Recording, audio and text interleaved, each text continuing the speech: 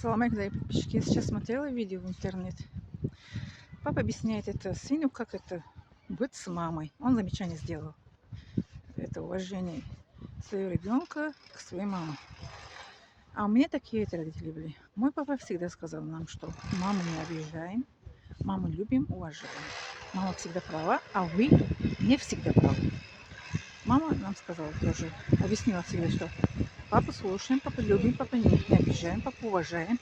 Папа всегда прав, а вы не всегда правы. Вот, что хочу сказать, что мои родители были самые лучшие родители в мире. Что выросли мне 6 детей, полным, как это полноценная, как это семья, полная, как любовь получает от папы, мамы. Правильное воспитание нам дали. Вот. Наша семья была примером, где мы жили. И еще это, как самые лучшие супруги в мире, самый лучший, как это бабушка, дедушка в мире, самый лучший бабушка, прадедушка в мире. Они жили вместе 60 лет. Вместе жили.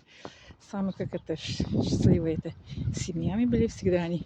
Соседи сказали, мои родители, что как это вам везет, что у вас вот такие послушные дети.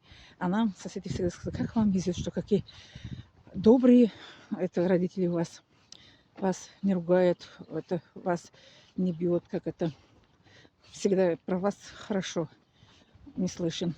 Я говорю, да. Вот, я сейчас смотрела и хотела вам тоже рассказать о своих родителях. Благодарю за внимание, дорогие подписчики.